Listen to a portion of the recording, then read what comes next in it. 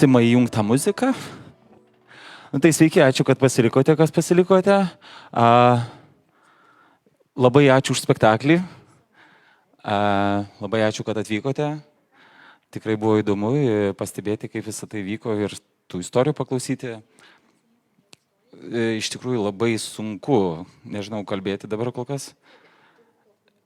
Nes netgi ką tik greitai prie cigaretės mes nerūkom. Aptarėm, kad iš tikrųjų tu net nežinai, kaip kalbėti, ką sakyti, nuo ko pradėti, nes netgi man atrodo, kaip vienam kažkuriam spektaklio momente sakėt, lyg jaučiamės lyg raupsuoti kartais. Kad į mus taip žiūri. Tai, bet čia tik tai trumpa pamastymas. Ja. Tai pradžią norėčiau pristatyti, kas prieš mus sėdi, tai Valteris Silis, režisierius iš Latvijos. Taip, Natalija Kobiska. Ok, Ukraina. Taip, ir Григорій Бакланов. Baklanov. Ukraina. Tai va. Ir iš tikrųjų, tai pirmas klausimėlis, gal būtų, gal kas nors, ar Valteris, ar Natalija galėtų papasakot, kaip apskritai, kokiomis aplinkybėmis atsirado šitas spektaklis.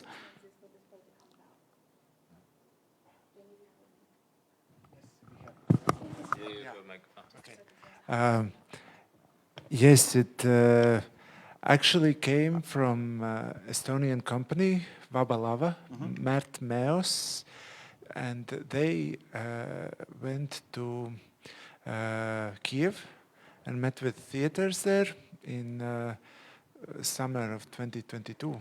Yeah, and after visiting, on the way back, they just wrote me message, oh, we should talk, I have a proposal.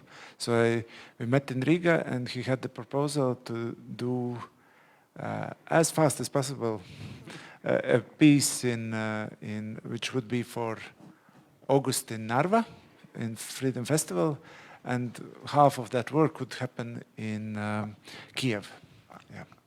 Viena estų teatro įmonė, kuria užsiėma produkciją, keliavo po Ukrainą, mus atrado, mes jiems labai patikom ir grįžę atgal, jie praktiškai iš karto mums pasiūlė, kuo greičiau pastatyti šitą spektaklį ir jį statyti Narvoje, Estijoje.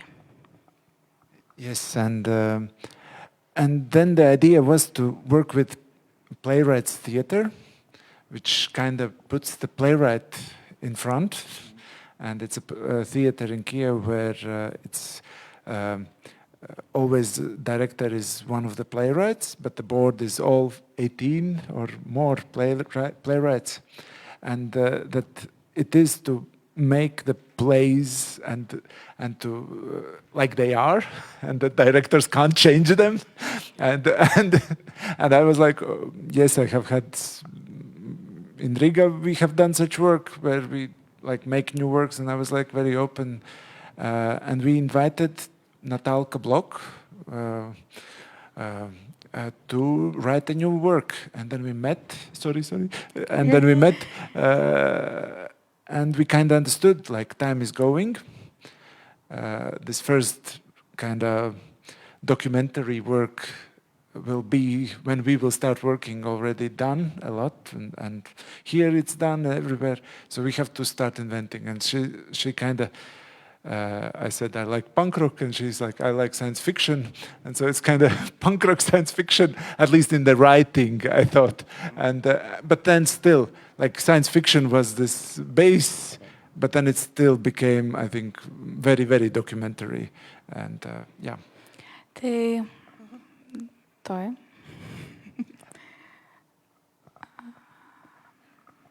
Beginning was we invited playwright. Yeah. Thank you, that's the thing I was going for. Tai mes dirbame su tokio teatru iš Kijevo, kurie labai glaudžiai dirba su piesių autoriais, pačiais dramaturgais. Tai tenai toksai glaudus ryšys, kad režisieriai labai mažai turi įtakos ir labai labai minimaliai kažką keičia, dėl to man labai patiko dirbti su šituo teatru. Ir jis dar daug visko sakė, bet aš realiai pamiršau. She forgot everything. Yeah, but- sorry. Yeah. But it was good. Maybe you will speak with a short sentence. I will. Yeah, one sentence just. And then we had in April. We came to cast, and we met you, and we kind of started working, and then we worked in June, and then Ir tada po kiek mėnesių darbo, balandį susitikom su aktoriais, darbavomės toliau.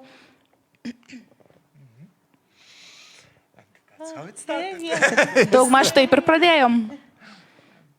Gal kažką galėtų papasakoti ir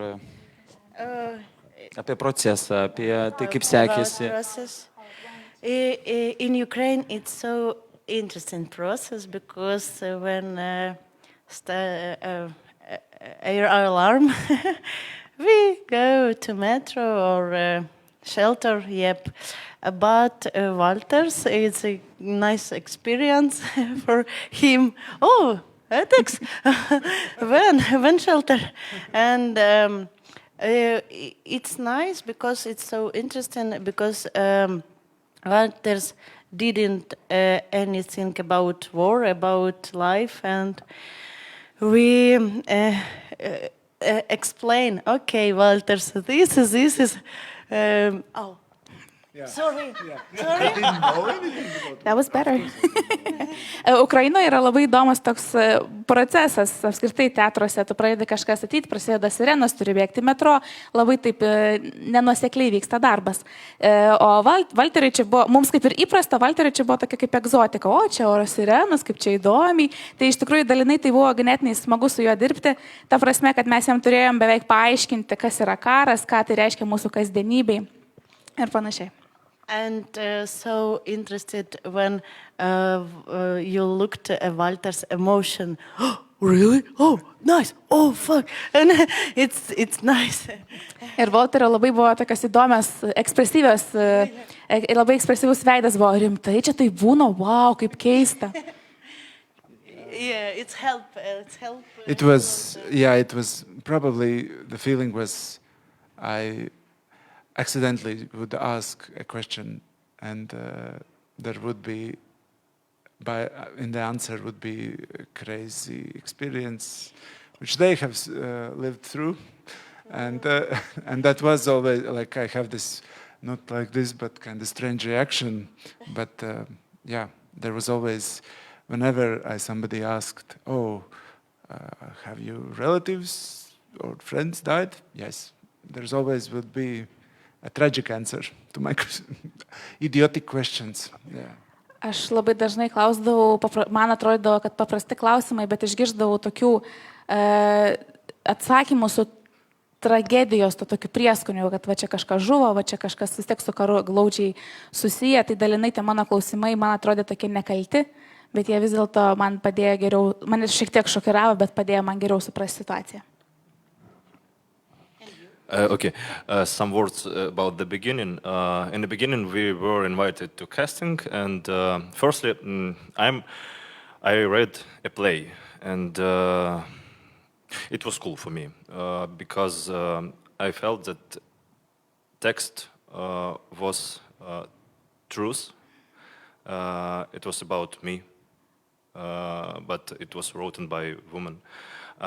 It was from heart. And it was about all Ukrainians and what they're feeling, not only in the border in the Ukraine, but out of borders, and about what people feeling in all the world who had met the war. And so for me, this text is very live. Aš kaip aktorius į procesą įžengiau pirmą kartą tiesiog perskaitęs patį scenarijų, patį pjesę ir man labai patiko, man surezonavo.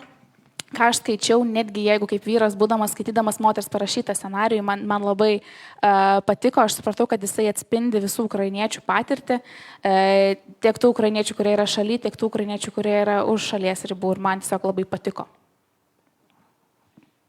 Ačiū. Šiaip, jeigu kas turit kokį klausimėlį, iš karto pamojuokit, paklauskit.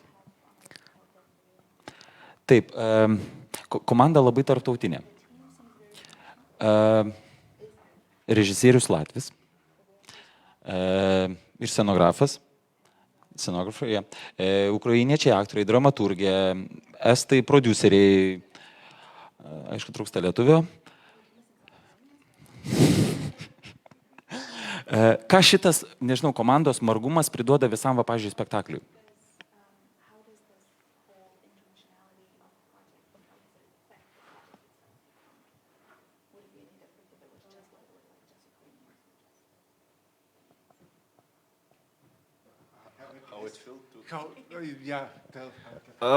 We have the same experience to being in Soviet Union.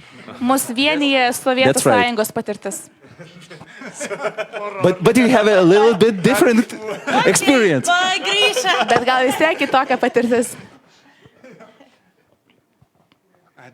I think for me, I think this, like, for me, if we would do justice in Riga, it probably would be very different. But kind of this scene when we made, where is this blackout scene when it's in Kiev, and it kind of, I felt like, oh, we reached that lightness which is in the text of conversations, but it was also similar how communication was among us during rehearsals, and so that felt freer than when certain things I think felt freer than if I would do just with Latvian actors, where we would be like, I think, more delicate to the subject, and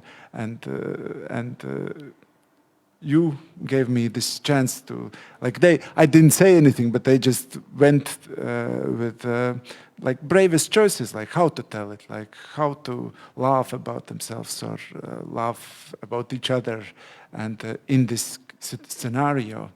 And that for me was the biggest, I think, difference, that I felt safe. Okay. Aš tikiu, jeigu būčiau tiesiog daręs šitą pjesę, šitą spektaklį Latvijoje ir Rygoje, būtų visai kas kita gavęs, jeigu būčiau dirbęs tik su latviais aktoriais, bet kadangi mūsų komanda buvo tarptautinė, ganėtinai gavosi netgi lengvesnis procesas. Jeigu būtų buvę tik Latvijai, mes galbūt labai daug jautriau į tai reaguotumėm į patį turinį, daug atsargiau kažkokius sprendimus darytumėm ir tikrai galbūt tai nebūtų buvę netgi išėję geresnė. Nebūtų galbūt geriausias variantas. Tai tas tarptautmeniškumas pridėjo kaip tik to tokio grožio, ta prasme. It's a good chance to show our situation, our position in more country. Tai tiesiog yra labai gera proga mums parodyti, kuo mes gyvenam kitose šalyse. All right. O, pavyzdžiui, Natalijos Blok pjesė šitą, gal kažkokias naujas temas, mintis apie Ukrainos žmonių realybę, gal net patiems ukrainiečiams, kažkokiu atvėrė naujų minčių, blokų, klodų.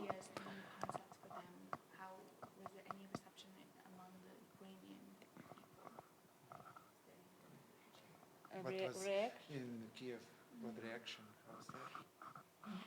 Good. Про реакції киян. It's normal. But we played for people from Kherson. Yeah, and all audience were from Kherson. And it was interesting play, but it was the most, maybe not beautiful, but the most sensitive. Yeah, thanks. The most sensitive play we ever played about this story because we played about these people, and after performance, we had a talk with them, a dialogue, and after that, they told their stories, and some of the stories were like story of our play, some were worse, and but this play in that day were like як це буде? Ні, як похід до like like a visit to a psychotherapist for all us. Yeah. Tai patys ukrainiečiai kaip ir reaguoja į šitą pjesę, taip, kaip sakyti, normaliai. Ir buvo labai jautru, vienas jautriausių mūsų pasirodymų, mums teko galimybę šitą pjesę parodyti Hersono grinai auditorijai. Ir netgi po pasirodymo mes galėjom su jais pasikalbėti, pasidalinti istorijom, ir netgi buvo tokių istorijų, kurios lygiai grečiai atitiko, ką mes rodėm scenoje, ir netgi tokių galbūt prastesnių, žiauresnių istorijų girdėjom iš jų taip pat. After performance in Ukraine, we a long time hug each other and crying. Po pasirodymų Ukrainoje tiesiog visa grupė apsikabina ir ilgai laikosi apsikabinusi. Excuse me. We played a premiere play in Estonia, and after that we played in Ukraine, in Kyiv, and we decided to make this action with air alarm. Yeah, and first time we played in Kyiv, air alarm started in another time in play, but it was Have you decided not to? No, why? No, We decided not to have that scene Yeah. because it doesn't make sense. Yeah, because it's real, and then actually happened. yeah, and real alarm, yeah. Tai pati pjesė premjera buvo Estijoje, bet tada po Estijos mes jį parodėm, pasirodymą turėjom ir Kijeve. Ir ta scena su oro sirenom ir kad reikia išeiti iš salės, Kijeve galvojom daryti, nedaryti, čia kaip ir realybė, tai kam čia vaidinti. Nusprendė nedaryti, bet vis tiek pasirodymo metu kažkurioje kitoj vietoje vis tiek buvo oro šitas signalas. O pačiam Valteriui, ta pjesė, vis tiek mes, pavyzdžiui, lietuviai, latviai, estai, mes tai vis tiek kažkaip susidurėm su tuo daugiau per vis tiek socialinę mediją. Ne? Ir įdomu pačiam, perskaičius pjesę, susidūrus su tom repeticijom, kurios būdavo nutraukiamos oro pavojaus. Kokių, nežinau, sakau, išgyvenimų, vidinių kažkokių minčių, sakau, pasidalinkit pats. A lot. One of the things what I learned was this also being there already when it was going for more than a year, how you can't keep that urra patriotism, but you still have it much deeper. Like you see what's happening around, but still you have a deep, Ukrainians have this deep, okay, we have to survive, we have to win. And it's just like, no matter what. And although I see and criticize all what's happening and being free, Ukrainai teko repetuoti jau, kai buvo virš metų karas vyko Ukrainoje, ir tikrai buvo įdomu funkcionuoti toj tokioj mąstysenoje, kad valio patriotizmas, turim išsilaikyti tą tokį blaivų mąstymą, vis tiek kovoti, vis tiek stengtis, bet kokiu atveju dienos ritmas labai išsimuša ir labai yra sunku tai daryti, bet kažkaip tai grupė aktoriai išstovėjo, išbuvo. Ir kitas momentas. Yeah, okay. I will. One other thing, simple thing, but I had to chance to together with actors and on my own, just to see the Kiev's very great theater scene during that month when I was, which is really, really rich and very wide range, and so that was also just professional, and how it still worked. Yeah. Ir mėnesį praleidus Kijeve turėjau didžiulę privilegiją pabūti įvairiuose teatruose Kijeve ir pamačiau, kokio plataus masto, plataus spektro tai yra artistai ir teatrai. Ir netgi karo akivaizdoje vis tiek veikia, vis tiek užsiima savo veiklą ir tiesiog nuostabu. And that theater is still needed. There, people were going to theater, and in our first meeting, we met when we were in April in casting. Also in Kiev said nobody will want to hear about the war, just comedies and that's it. But then we saw that I saw in other productions how serious conversations are happening on stage, in free way how they are done, and so that was also such just professional. Oh, theater has a sense also in such situations when it shouldn't have, but you see from a side. While I was rehearsing, just going to theater. Ir tenai būdamas irgi nustebau, kiek vis dėlto teatras yra svarbus, net ir karo akivaizdoj, žmonės vis tiek ėjo į teatrą, teatrai vis tiek funkcionavo ir veikia karo akivaizdoj. Ir vėl pamiršau antrą dalį. Sorry, it's too long. Sorry. And then just, survival mechanisms, which... Something surrealistic somehow. Yes, surrealistic was the weird feeling is going to metro and being among people who somebody else wants to be killed. And you're walking among people who some other country wants to kill, destroy everybody. And we are having usual days, but somebody wants to kill. And then other thing was, somebody, oh, you came? Sorry, yeah. Surreali tokia realybė, kad vaikštai šaly, vaikštai mieste, eini į metro, slėpės nuo bombų kartu su žmonėm, kuriuos kažkas kitas nori nužudyti. Ir tiesiog vaikštai gatve ir su tai žmonėm bendrauja, kažkokios kitos šalies žmonės mėto ant jų bombas. But I had... for Grisha to come, there's a paperwork huge to do. For me, I have European passport. I could go in any danger as fast as possible out. And that was also a weird feeling so I concentrated on theater work, because these questions are also interesting. Yeah, are you tourist or not? Yeah.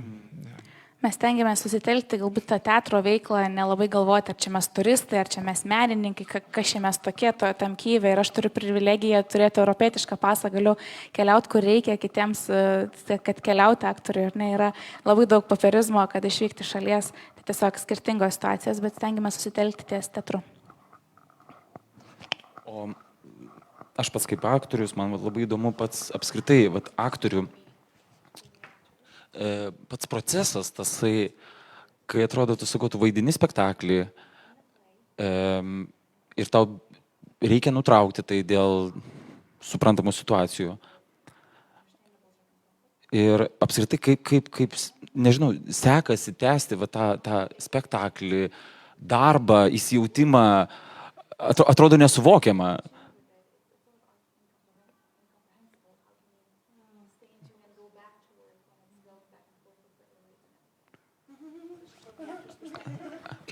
Sorry for those questions, but somehow it's interesting.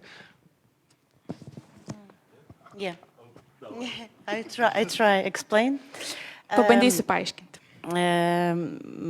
Months ago, I had a performance, and we have 3 bombs attack, and after 3, we think. Audience not coming again. But when you go on stage and look, all audience come in again and want and applause and want to see performance you got. We must win because it's people so crazy, and it help. Lifestyle balance and because people want to see want to see art, I don't know. It's not a theater. It's a gallery. It's maybe cinema. Prieš mėnesį turėjau pasirodymą, kuris buvo nutrauktas 3 kartus dėl oro šitų sirenų, oro pavojaus sirenų. Ir po 3 kartą jau galvojau, žmonės tikrai, auditorija, žmonės tikrai žiūrovai nebegrįš į salę, bet atsistojau ant scenos ir pamačiau, kad visi grįžo ir ploja, ir džiaugiasi. Ir supratau, kad vis dėlto reikia mums to meno, reikia mums ne tik galbūt kaip meno, kaip teatro, bet galbūt tai yra dailė, galerijos, paveikslai, kad ir kas tai bebūtų, bet kad žmogui tą gyvenimą išbalansuoti, teatras, apskritai menas yra labai reikalingas. For me, it's mostly technical story. Firstly, I always try to hear a space where we play in the beginning of performance, in the middle of a performance. I can have a big pause from beginning and from the end. And in the end of performance, I must go it one more time and hear what changed. What changed were from this time, from the beginning to the ending, to the final of play. Man labai padeda toks techninis dalykas, aš tiesiog stengiuosi skirti laiko tokiai ilgesniai pauzai ir paklausyti toj vietoj, kur esu, ar tai būtų salė, ar tai būtų kažkoks kambarys, klausytis, ar tarkim pasirodymo pradžioj, pasirodymo vidury, pasirodymo pabaigoj, skirti kažkiek laiko, paklausyti, kaip skamba tas kambarys ir ar tas skambesys pasikeitė pasirodymo pabaigoj ir nuo to, kaip jis skambėjo pradžioj. Tai man toks techninis dalykas, bet man labai padeda. In filmmaking, it's harder because you must do it every time, in every double. And but the most thing for me, I must know why I want to play it and why I want to do it, to tell this story and to say these words, each word. Filmų kūrime galbūt yra čia dar sunkiau, nes tu turi daryti dublį po dublio, teatras kitaip veikia, bet man labai svarbu yra asmeniškai suprasti, kodėl aš noriu tai vaidinti, kodėl aš noriu sakyti tuos žodžius ir kodėl ta istorija yra svarbi. Gal kas klausimėlį kokį norėtumėt užduoti? Ne? Savo.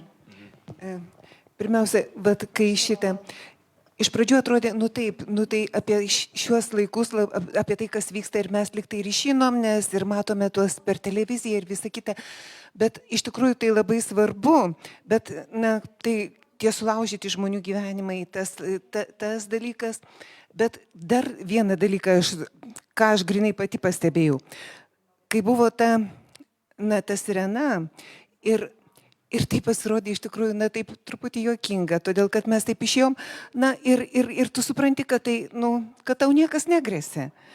Ir kai tu įsivaizduoji, kad kaip iš tikrųjų žmonės tie turi jaustis, kad, kai ant jų iš tikrųjų krenta tos bombos. Tai va būtent, tai kažkaip tai tu pajunti, tai ta vaizduotė būtent kažkaip tai tave nukelia. Ir iš tikrųjų labai sunku, mes negalim patirti to, ką patiria ukrainiečiai ir todėl, kaip jūs sakote, kad jūs jaučiatės raupsuoti kažkur kartais, jūs turite jaustis išdidus, jokių būtų neraupsuoti.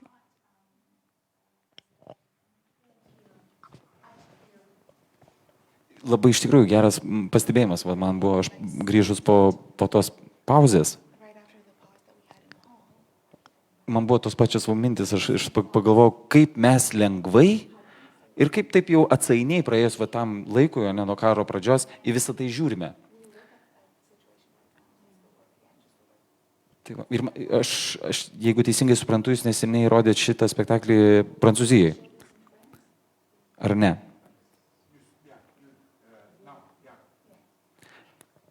Ir man labai įdomu, kokios apskritai reakcijos į šitą spektaklį, kurie yra tikrai pakankamai toli nuo dabar vykstančio karo.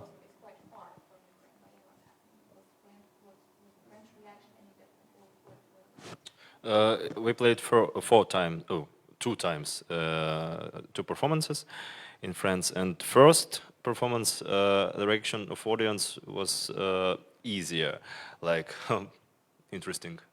And the second performance, it was harder, and they were more understood our feelings and our experience in our performance in theaters Ukraine.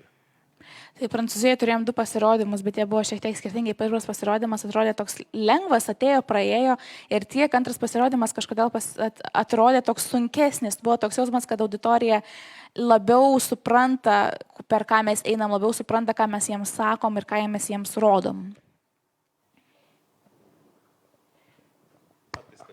Я скажу.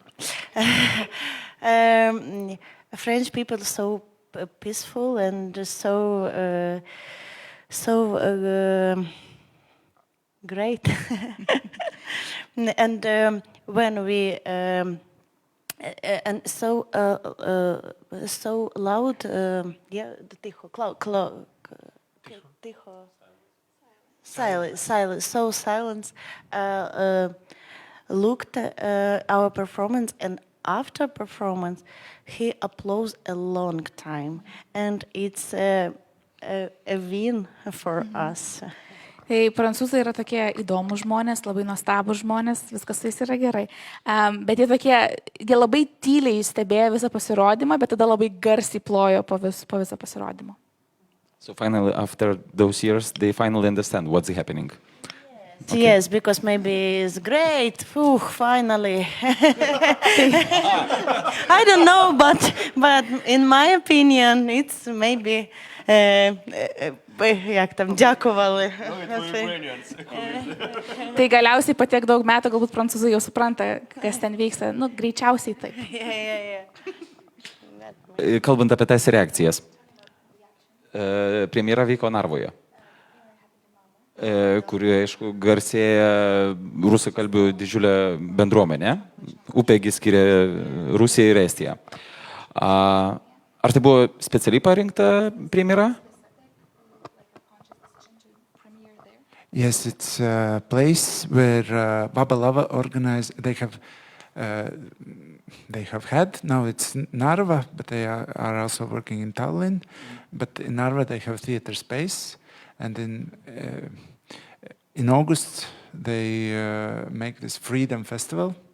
In a way, yeah, like to have on the border town a Freedom Festival, and bringing really works from, and then they have different focuses on different festivals, but bringing this freedom of speech, freedom of art in this festival. So it was our project. Miestas premjerai buvo kaip ir pasirinktas specialiai, neatsitiktinai, ta prasme, kad tenai vyko toksai vadinamas Laisvės festivalis, kasmet skirtingi teatrai sueidavo, rodydavo savo pasirodymus skirtingom temom, ar tai būtų kalbos laisvė, ar tai būtų galbūt tiesiog meno laisvė. Bet kokia gera žinutė, kad miestas ant pačios valstybės sienos tarp Estijos ir Rusijos turi festivalį, kur menininkai kalba apie laisvę. Tai tiesiog atitiko labai gerai. But yeah, I think to Grisha, I don't, at least Grisha told me, it happened in the pause between rehearsals when idea of these sirens came. And they came, we have this idea. And I was like, yes, we just have to, let's destroy the performance. It happened? No, let's, idea came in Narva. It didn't came in Kiev. And just this idea, let's cripple the performance because that's the life. Ir būtent Narvai, kai repetavom ir jau darėm pasirodymus, ir mums ir gimė ta idėja vos ne sulaužyti, sunaikinti tą pasirodymą su ta mintimi, kad vyksta oro pavojaus signalas ir reikia išeiti iš salės. Because when we went to Narva, we didn't turn off air alarm. Būdami Narvai, mes, ukrainiečiai, neišsijungiam telefono tų pranešimų, kai praneša, ar ne, kai yra oro pavojų signalas. And our team made this idea why we turn Ir tada on. Estijai būdami mes vis dar signalus, tai ir pagalvojam, kodėl mums neįtraukto į pasirodymą. But Narva, good city, and we said thank you. Bet Narva yra labai geras miestas, mums labai patiko ir mes esame labai dėkingi, kad galėjome ten būti. And in our performance sold out 3 days. Ir mūsų pasirodymai visi buvo išpirkti pilnai. Ačiū už spektaklį. Ta dokumentika, kurią jūs rodote, mums yra suprantama, nes iš karto prasidėjus karui plūstelėjo didelė banga pabėgėlių. Mes jos galėjome sutikti aikštėse, matyti vaikus, kurie verkia įsikabinę mamoms į pilvus, kad nori namo. Ir iš tikrųjų ir aš susipažinau su ukrainietėmis, kurios pasakojo panašias istorijas, ką pasakojate jūs.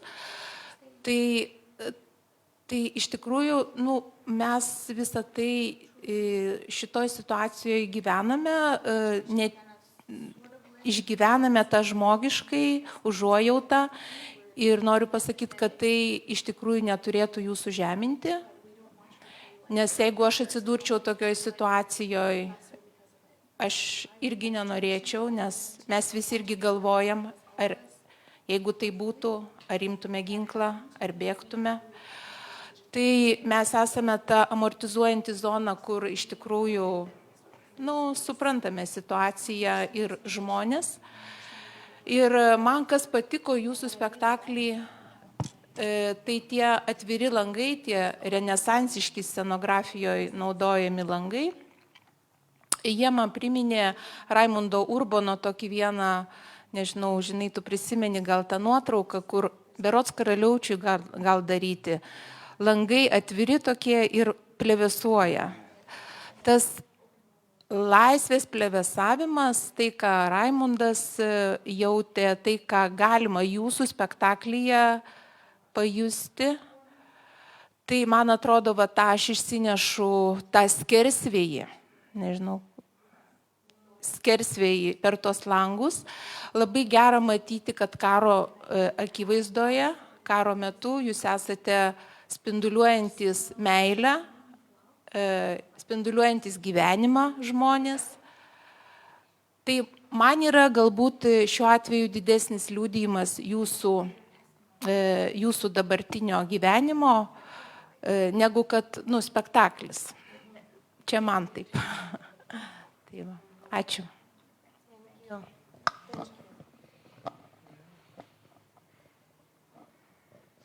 Taip gražiai pašnekėjote, net nežinau, ką ir be pridurti. Iš tikrųjų, aš nežinau, gal patys dar ką nors norit pasidalinti.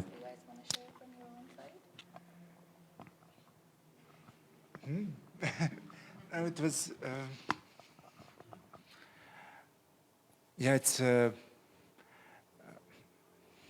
it's interesting to just,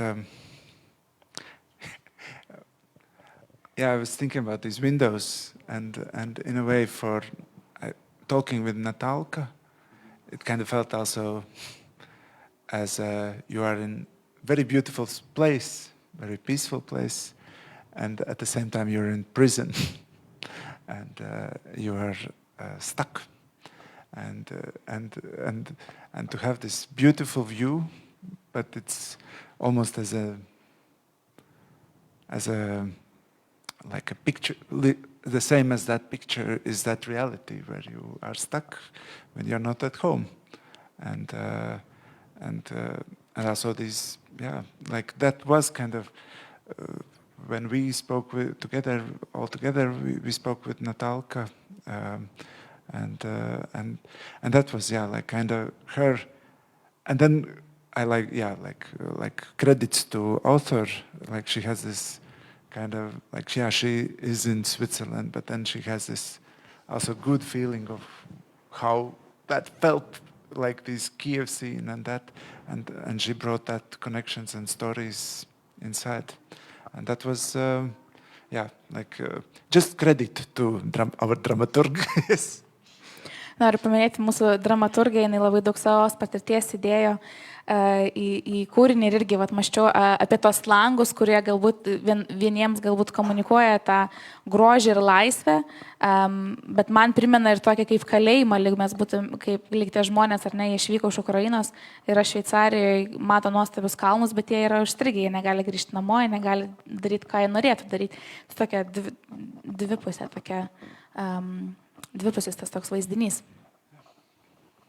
Man labai apie tos langus labai įdomi vieta buvo spektaklyje, kur apie Dreamland kažkas buvo ir uždegama salė ir jūs stovit ir žiūrite į žiūrovus. Kažkas panašaus buvo. Taip? Ir labai įdomu, kad čia pasidalinimas, kaip jaučiausi. Man buvo gėda. Aš nežinau kodėl. Nes aš tą akimirką sėdėdamas, aš pagalvojau, kad tai mes dabar esam tie patys vakarai, kurie mes turime patogų gerą gyvenimą.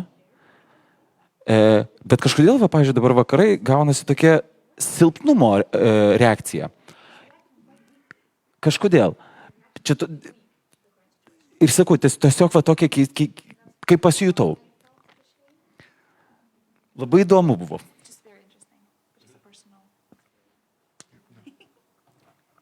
No, what? No, it doesn't matter. It is just a thought of mine. It's my opinion, so... You feel something? It's good. Great, yeah, because it's our work. Okay. You feel shame, maybe something destroyed in your in your spire, but sorry. No, we don't feel strange emotion. We want tell our stories, and it's your reaction. Yes, and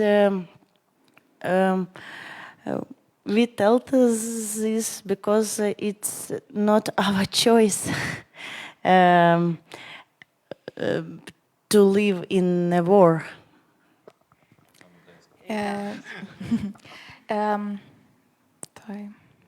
Kaip gerai buvo, kaip dabar reikia neužmiršti.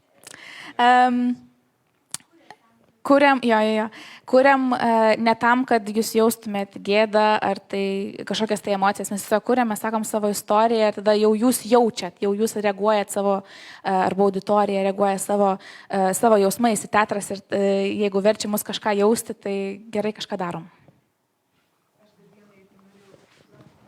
Apie tai, kad, iš tikrųjų tai labiausiai, man atrodo, reikėtų parodyti Rusijoje kažkokiu būdu šitą, pavyzdžiui, spektaklį kažkaip tai nufilmuoti ir transportuoti.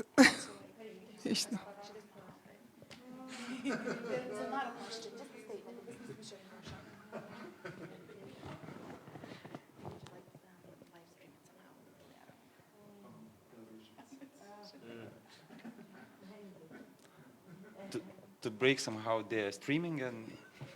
Hijack, yeah.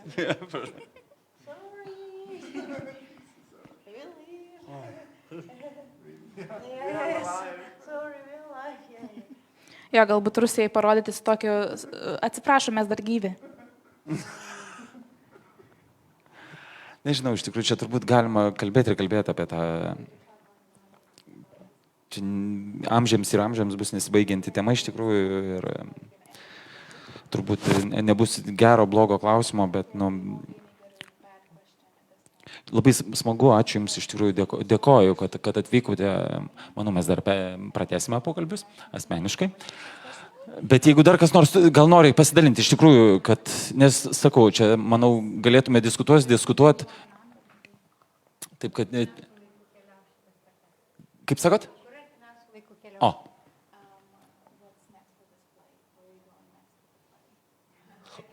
We're going back.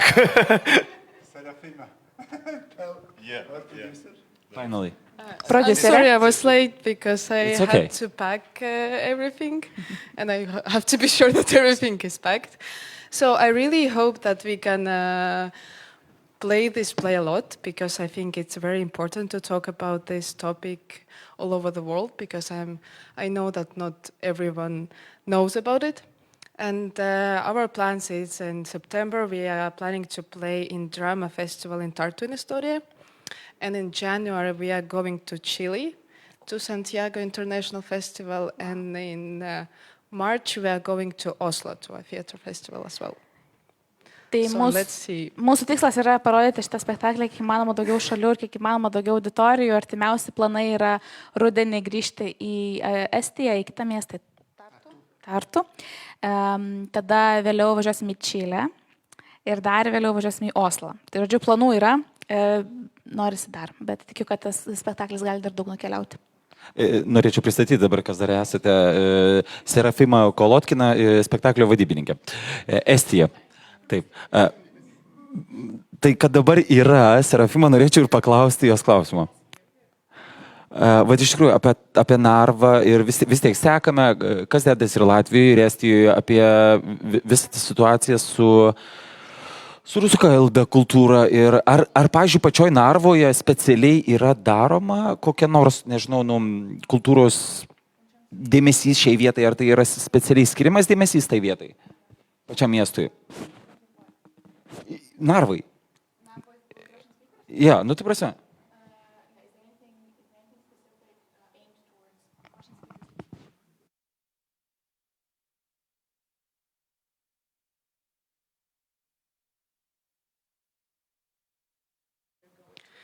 Yeah, of course, Narva, it's a Russian-speaking city in Estonia, and you can do nothing with this. What? And you can do nothing with this because it's a... Really? Yes. Sorry. So it's 95% of Russian-speaking population Narva, and of course it's a lot of Russian culture, and you can do nothing with this because just we have a lot of Russian-speaking people. Of course, there have been some changes. Of course, we have now Estonia is made very important decision about education. So now all the schools are moving to Estonian schools. So we won't have any Russian schools. So all children supposed to study in Estonian language. But Narva is still Russian city, and I really hope that this is gonna change. Mm-hmm. But as I see, it's changing, but it's changing too slowly, and I really would like that it's gonna change much faster. Because I'm from Narva. I didn't live in Narva for a long time because I studied in Tallinn and then I live in Belgium, but I came back to Narva, and I'm quite young, but a lot of young people living Narva just because I don't know what to do in Narva, and of course because Narva is mostly like a Russian-speaking city, but I feel that my kind of mission to change the city, at least to try to change the city to be more Estonian. Tai Narva yra 95% rusakalbių. Tai tikrai yra rusiškas miestas, rusų kalbos daug, kultūra labai tokia rusiška. Tai kad kažkas tenai drastiškai greitai pasikeistų, labai sunku. Vyksta pokyčiai, bet mano nuomonė jie vyksta per lėtai. Aš pati tenai gyvenau ir tiesiog viliuosi, kad kai kurie pokyčiai vyks greičiau. Šiuo metu Estų vyriausybė yra priėmusi sprendimą šalinti rusakalbės mokyklas, kad tai yra ne pokyčiai švietimo sistemoje, kad estai vaikai mokytųsi vis dėlto estiškai, tai tas pokytis po truputį vyksta, bet Narva kaip miestas tikrai labai toks, sakykime, Rusija yra padaręs didžiulį įtaką, kad tenai yra labai daug rusakalbių, kad tenai drastiškai kažkas pasikeistų, turi daug laiko dar praeiti.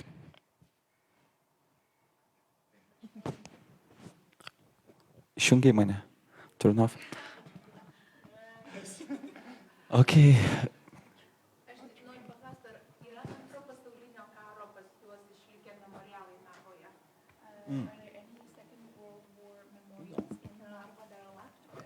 No, everything was removed. And of course, it was like a very big scandal, and especially because of the tank. But yes, now everything is removed. Didelis skandalas buvo, bet viskas buvo nuimta, pašalinta, sugriauta. Supratau. Ne, iš tikrųjų, kaip vis galvoju apie tą temą, sakau, atrodo, aš labai atsimenu, neseniai kino teatre irgi žiūrėjau filmą apie Ukrainą. Ir laikų bėgant mes kažkaip, tie žmonės, kurie mes tai stebėme iš šono, susitaikom, tai tampa normalu, tai tampa norma. Ir aš tai sakau, pažiūrėjau tą filmą ir aš išėjau toks piktas. Ir vėl atrodo, vėl grįžau į tas pirmas karo dienas. Kai viskas prasidėjo, kad atrodo, aišku, tu to nesupranti, tu to negali to jausti, bet tu kartu atrodo išgyveni su žmonėmis. Ir atrodo dabar vėl pasižiūri ir vėl kažkokios emocijos sugrįžta, vėl kažką, nes mes kažkur visą tai užblokuojame. Tai man labai smagu matyti pačią su tokia didelė šypsena. Ir atrodo nesuvokiama, kaip atrodo pas jūs vyksta tokie dalykai ir jūs visą laiką šypsotės. Ar tai yra kažkoks identiteto dalykas? Ar kaip tai? Ar tai yra geriausia gynyba? I'm so cheerful. I try life like my life because I have a little daughter, and when I a lot crying, she is asked me, and it's not my very own. It's not my. Aš stengiuosi, kad man patiktų mano gyvenimas, aš turiu mažą dukrą ir jeigu labai daug verkiu, tai jinai pastebi ir klausia ir aš dažniausiai tada net nelabai noriu ją ir atsakyti, kodėl verkiu, tai jau geriau renkuosi būti džiaugsminga ir pati iš savo natūros tokia esu labiau linkusi į džiaugsmą. And after performance in Ukraine, I liked go to audience, smiling and hugs and talked. It's helped me and helped them. Ir po pasirodymo Ukrainoje aš ėjau tiesiog į žiūrovų minę, kalbėjau su jais, apkabinau juos, tai padėjo ir žiūrovams, bet padėjo ir man. Choice without choice. Žiūrint spektaklį, man kažkodėl susidėliojo tokia mintis apie ukrainiečius, kurie yra emigracijoje. Ir kad apie jų tą choice without choice. Ne apie tai, kad karas atėjo ir tai, kad mes neturėjom pasirinkimo šitoje situacijoje. Bet apie tuos emigravusius žmonės, kad jie neturėjo pasirinkimo. Tokia mintis. Ir labai įdomu, sakau, man įdomu būtų, kam yra sunkiau, aišku. Ar tas, kuris visą laiką gyvena su kalte, kad pabėgo, jeigu jis tai jaučia. Ar tas, kuris yra namie. Tai Yeah, it's about our performance. We had a choice, but it's choice not right and not wrong.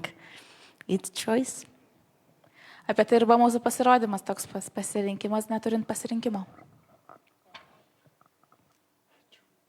Ačiū, ačiū, really ačiū. Tikrai ačiū labai jums, ačiū, didelis ačiū. Ačiū, kad atvykot, ačiū, kad buvot. Ačiū jums, kurie dar pasilikot, ačiū.